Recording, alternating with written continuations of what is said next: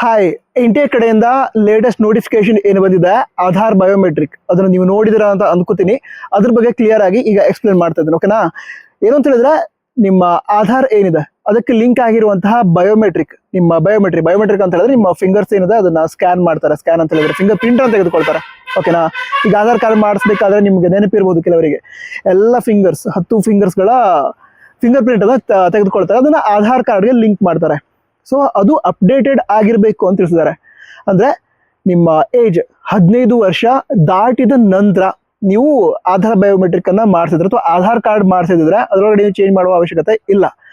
ಆದ್ರೆ ನಿಮ್ಮ Aadhaar card ready ಆಗಿರೋದು ತುಂಬಾ ಮೊದಲಿದ್ರೆ 15 ವರ್ಷ ಆಗಿರಲಿಲ್ಲ, 14 ಇಯರ್ಸ್ ಇದೆ, 13 ಇಯರ್ಸ್ ಇದೆ, 12 ಇಯರ್ಸ್ ಇದೆ, ಆವಾಗ ಈ ಆಧಾರ್ ಕಾರ್ಡ್ ಅನ್ನ ಮಾಡಿಸಿದೀವಿ ನಾವು, 15 ಇಯರ್ಸ್ ನಂತರ ಅಪ್ಡೇಟ್ ಮಾಡಿಲ್ಲ, ಆ ರೀತಿ ಇತ್ತು ಅಂತ ಹೇಳಿದ್ರೆ ನಿಮ್ಮ ಹತ್ತಿರದ ಆಧಾರ್ ಸೇವಾ ಕೇಂದ್ರ ಏನಿರುತ್ತೆ ತಹಸೀಲ್ದಾರ್ ಆಫೀಸಲ್ಲೂ ಕೂಡ ಮಾಡ್ಕೊಡ್ತಾರೆ.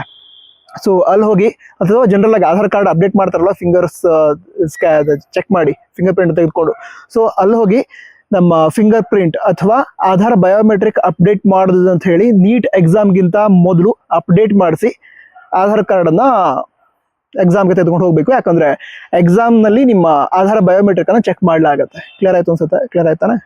All the best. Jai Hind, Vande Mataram.